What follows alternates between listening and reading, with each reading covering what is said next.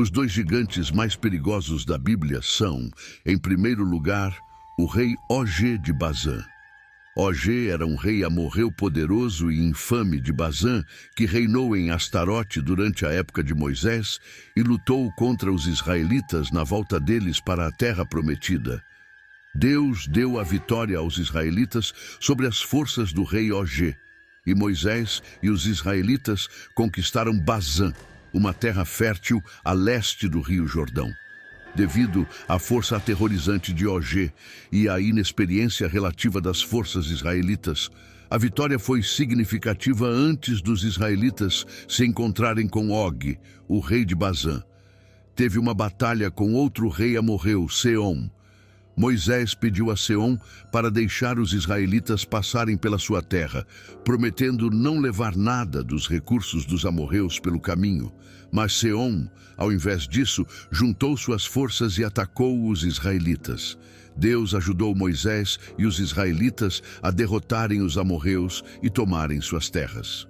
Em Números 21, 33 a 35 lemos: Então eles se viraram e foram pelo caminho de Bazã, e Og, o rei de Baxã, saiu contra eles, ele e todo o seu povo, para a batalha em Edre. Mas o Senhor disse a Moisés: Não tenha medo dele, porque eu o entreguei nas suas mãos, e todo o seu povo e sua terra. Você fará com ele o que fez com Sihon, rei dos amorreus, que morava em Esbom. Então eles o derrotaram, junto com seus filhos e todo o seu povo, até não sobrar nenhum vivo, e tomaram a terra dele. Og, o rei de Baxã, saiu contra eles. Essa foi outra batalha que Israel não iniciou, mas Israel estava mais do que preparado para o desafio. Através de seu Deus, conquistaram uma vitória gloriosa. Não tenha medo, pois eu o entreguei em suas mãos. Isso era um encorajamento necessário, porque G de Bazã era conhecido por seu tamanho e força. Og era outro rei amorreu que não representava uma ameaça para Israel, já que o Senhor já havia dado a ele e seu domínio a Israel. O resultado da luta de Og já estava determinado antes mesmo de ele vestir a armadura. A batalha entre as forças de Og e as forças de Moisés é descrita em Deuteronômio. Segundo o texto, Og governava sobre 60 cidades fortificadas, que foram conquistadas pelos israelitas.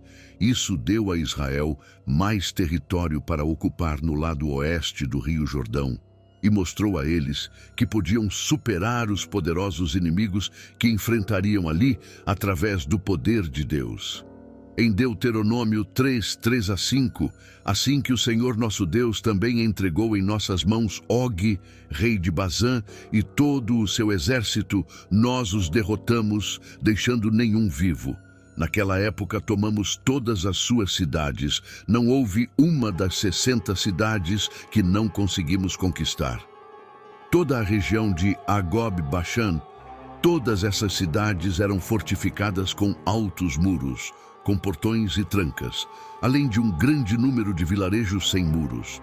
Nós os destruímos completamente, assim como fizemos com Seom, rei de Esbom, exterminando cada cidade, homens, mulheres e crianças.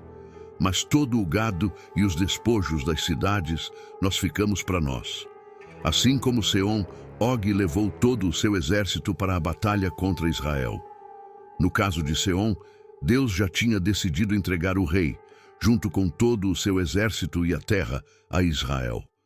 Israel destruiu toda a população e tomou controle de todas as 60 cidades do reino de Og, que tinham muros tão altos quanto os de Sião, quando Deus decidiu entregar um inimigo ao seu povo. Mesmo cidades fortemente fortificadas não eram páreo para o poder de Deus. No futuro, quando eles chegaram a Jericó, a ilustração mais impactante dessa realidade aconteceria lá.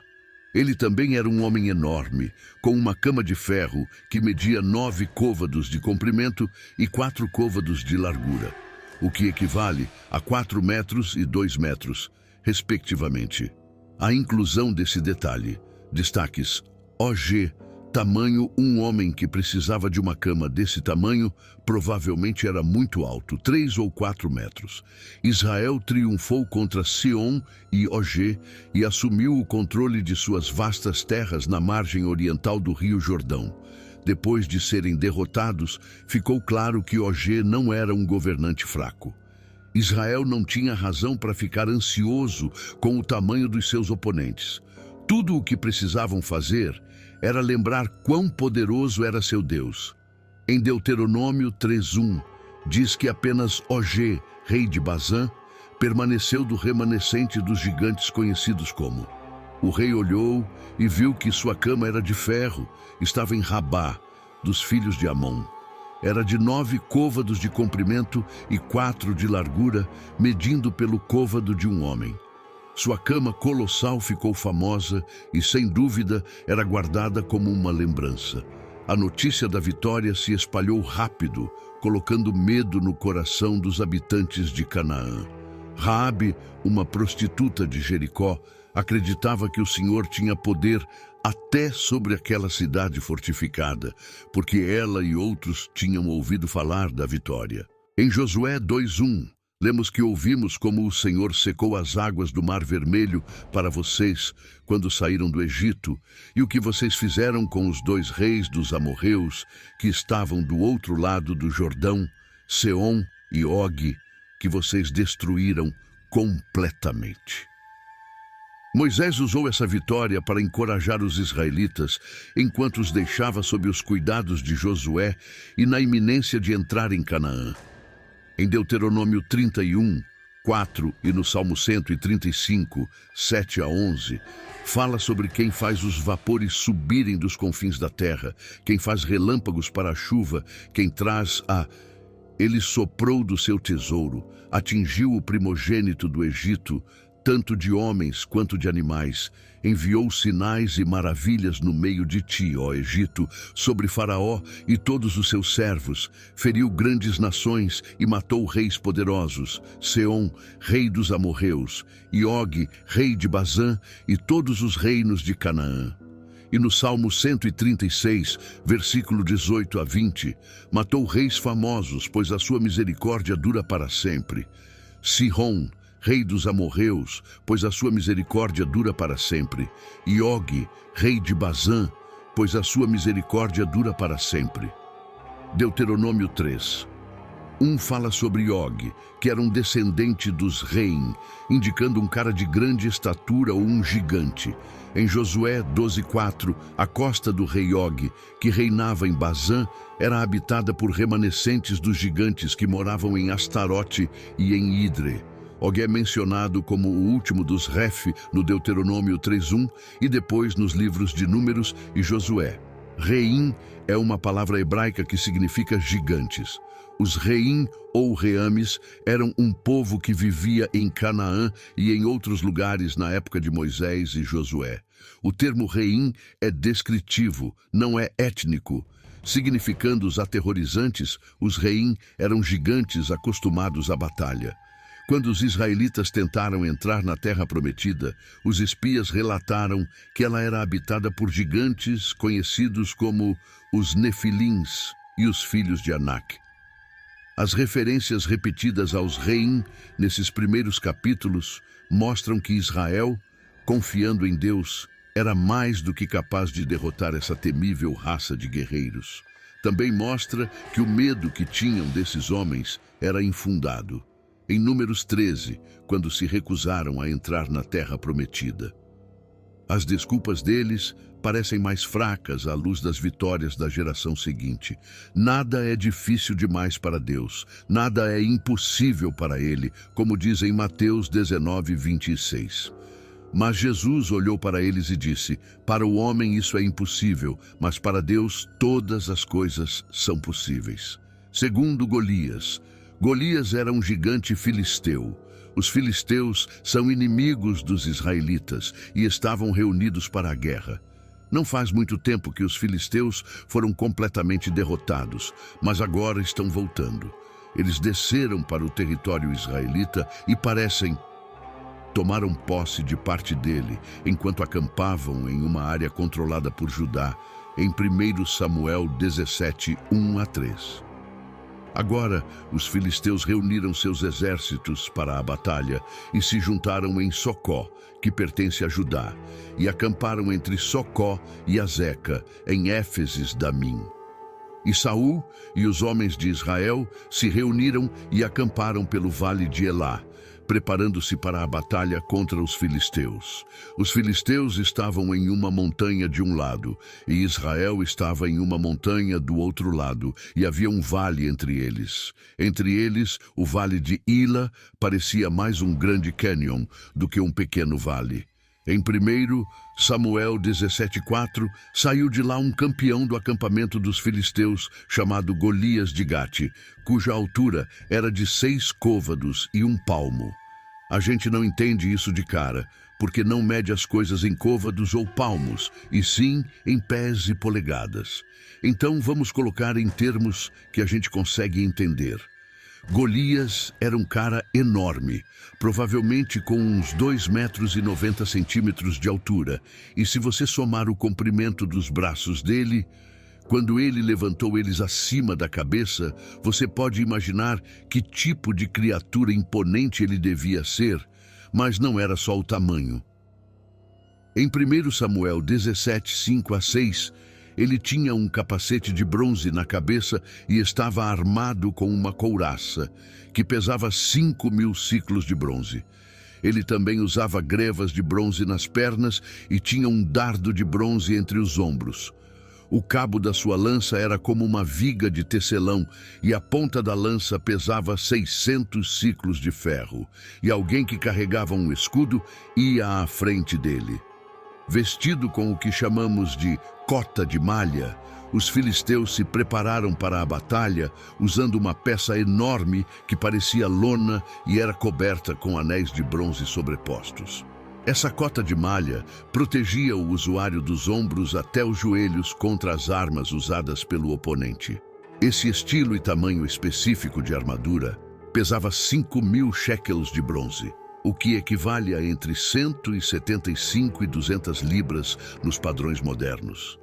Golias estava armado com um capacete de bronze, grevas de bronze para proteger as canelas e uma javelina de bronze pendurada entre os ombros. Todos esses elementos eram de bronze, só a ponta da lança era de ferro e pesava 600 shekels, que são aproximadamente de 20 a 25 quilos.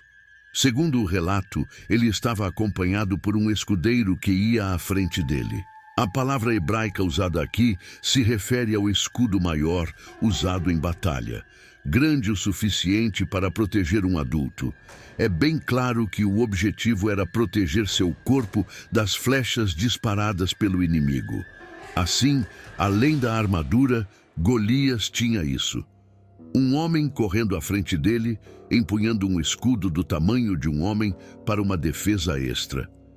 Tire um momento e deixe sua mente visualizar a cena impressionante que você acabou de ler.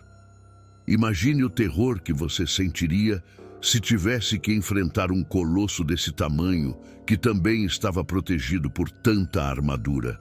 Sem dúvida, as chances estão contra qualquer um que tenha coragem de enfrentá-lo em batalha. Observe o que esse guerreiro gigante fez em 1 Samuel 17, 8-9. Golias se levantou e gritou para os exércitos de Israel, dizendo: "Por que vocês saíram para se preparar para a batalha? Eu não sou um filisteu? E vocês, servos de Saul, escolham um homem para vir lutar comigo. Se ele conseguir me vencer e me matar, nós seremos seus servos. Mas se eu vencer e matar ele, vocês serão nossos servos e nos servirão." O filisteu desafiou as linhas de batalha de Israel naquele dia. "Me arrumem um homem para lutarmos juntos." Quando Saul e todo Israel ouviram as palavras do filisteu, ficaram desanimados e com muito medo. Agora, Davi era filho de um efrateu de Belém, em Judá, chamado. Jesse tinha 8 filhos. Ele já era velho nos dias de Saul. Entre os homens, seus 3 filhos mais velhos tinham ido para a batalha com Saul. Os nomes dos 3 filhos que foram para a batalha eram Elia, o primogênito, depois Abinadab e o terceiro, Samá. Davi era o mais novo. Agora, os três mais velhos seguiram Saul, mas Davi ia e voltava de Saul para cuidar das ovelhas do pai em Belém. O filisteu Golias saía de manhã e à noite e se posicionava por 40 dias.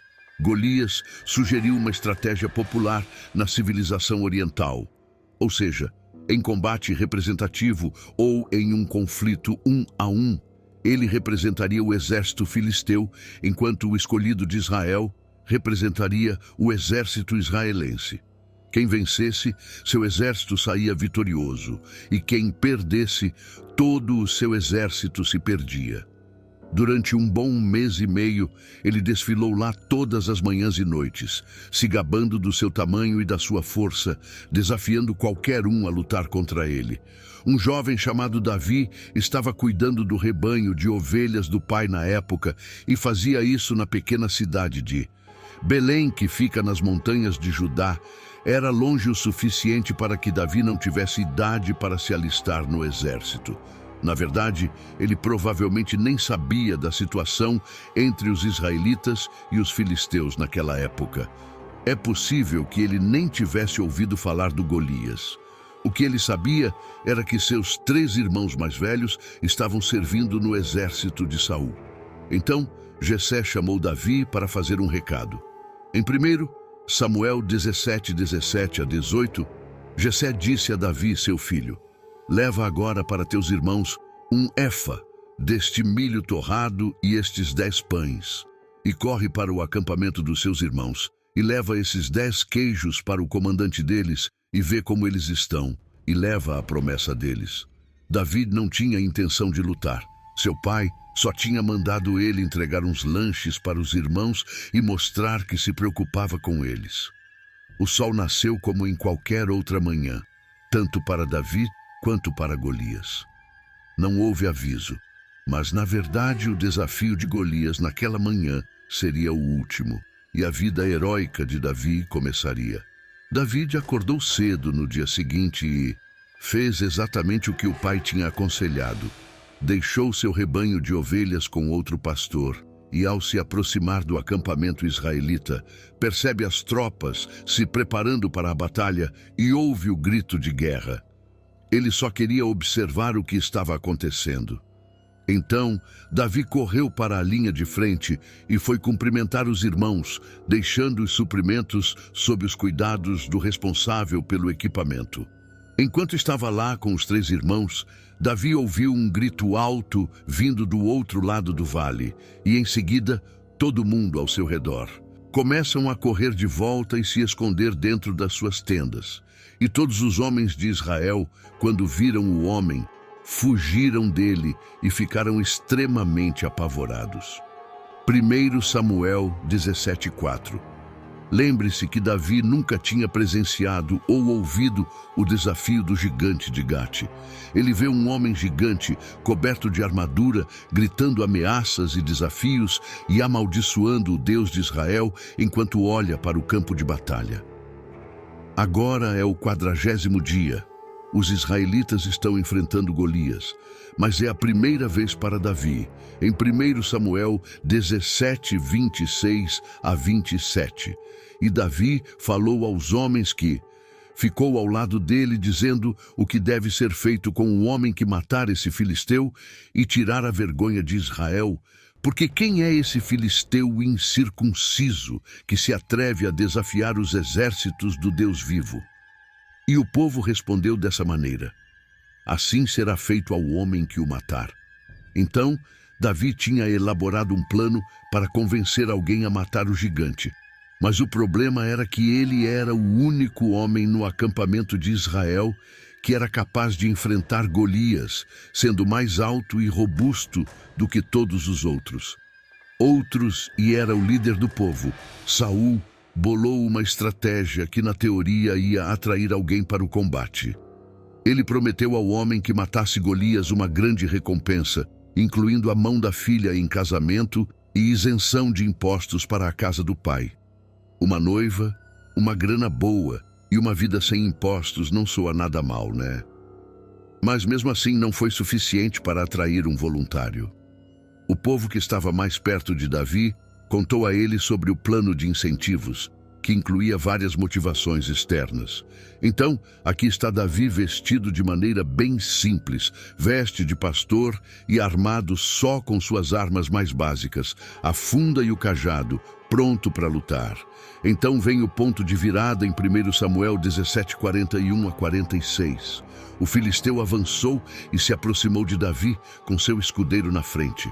Quando o filisteu olhou e viu Davi, desprezou ele, pois era só um garoto, ruivo e de boa aparência. E o filisteu disse a Davi: "Sou eu um cachorro para você vir até mim com paus?" E o filisteu amaldiçoou Davi. Os filisteus disseram a Davi: "Vem até mim, e eu vou dar a tua carne para as aves do céu e para as feras do campo." Então Davi respondeu ao filisteu: "Você vem até mim com espada, lança e dardo, mas eu vou até você em nome do Senhor dos Exércitos, o Deus dos Exércitos de Israel, a quem você desafiou hoje. O Senhor te entregará nas minhas mãos, eu vou te dar uma surra e cortar sua cabeça, e vou dar os corpos do exército dos filisteus. Este dia, aos pássaros do céu e às feras selvagens da terra, para que toda a terra saiba que há um Deus em Israel." Imagine as possibilidades.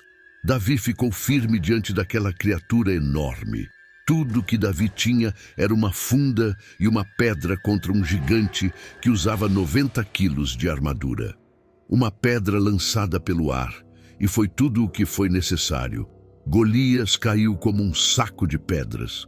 Em 1 Samuel 17, 47 a 51, diz que toda essa assembleia saiba que o Senhor não salva com espada e lança, pois a batalha é do Senhor, e Ele te entregará em nossas mãos. E aconteceu que, quando o filisteu se levantou e veio se aproximar de Davi, Davi se apressou e correu em direção ao exército para encontrar o filisteu. Davi colocou a mão na bolsa, pegou uma pedra, atirou e acertou o filisteu na testa, de forma que a pedra afundou na testa dele e ele caiu de cara no chão. Assim, Davi venceu o filisteu com uma funda e uma pedra, golpeou o filisteu e o matou, mas não havia espada na mão de Davi. Davi correu e ficou em cima do filisteu, pegou a espada dele, tirou da bainha e o matou, cortando a cabeça dele. Quando os filisteus viram que o campeão deles estava morto, eles fugiram. Depois disso, os filisteus não ficaram, se espalharam quando perceberam que o campeão tinha morrido. Depois, Davi levou a cabeça do filisteu para Jerusalém. Quanto às armas de Golias, Davi teve que usar a própria espada de Golias para matá-lo. O narrador diz que o herói guardava a arma dentro da tenda dele. Permaneceram lá como troféus. Esse conflito crucial entre gigantes nos ensina 4 coisas. Primeiro, enfrentar gigantes é uma experiência intimidadora. Com a perspectiva certa e a uma distância segura de milhares de anos, podemos olhar para a ousadia e a vitória de Moisés e Davi. No entanto, mesmo com os olhos da fé, pense como seria encarar a presença intimidadora de um brutamontes. Davi, no entanto, afirmou: "Meu Deus é maior do que ele." Segundo, você tem que entrar na briga. Ninguém mais pode lutar por você. OG é seu OG. Seu gigante é seu gigante e seu Golias é seu Golias. Ah, não se preocupe, alguém diria, mas é um Golias para você, não para mais ninguém. Nem um conselheiro, nem um pastor, nem um pai ou amigo pode lutar por você. Em terceiro lugar, Deus proporciona uma sensação de segurança. Moisés e os israelitas derrotaram os deles com confiança em Deus, que serviu como uma fonte de estabilidade em suas vidas. Quando você passa um tempo considerável de joelhos, é surpreendente como você pode se tornar estável. Mas se você tentar, para enfrentar o gigante pessoalmente, você vai falhar. Quarto, Conquistar vitórias é uma experiência que vai ficar com você. Espera-se que a gente se lembre dos sucessos que tivemos no passado. Espera-se que a gente compartilhe nossas histórias de leões e ursos, assim como nossas vitórias pessoais contra Golias. Talvez você não saiba o que está do outro lado do vale. Talvez não tenha ideia de que gigante é esse, mas ele está lá, à espreita. Essa incerteza sozinha já é enorme, mas comparada ao próprio Senhor Deus, diga com fé, a batalha é seu, Senhor. Essa é a sua luta. Eu confio em você. Entrego todas as minhas armas e habilidades a você e me coloco à sua disposição, confiando em você. Se esse conteúdo foi valioso para você, peço que me apoie se inscrevendo. Assim você não perde nenhum dos nossos próximos vídeos. Juntos, podemos iluminar mais mentes e expandir nosso entendimento. Obrigado por estar aqui e que Deus te abençoe.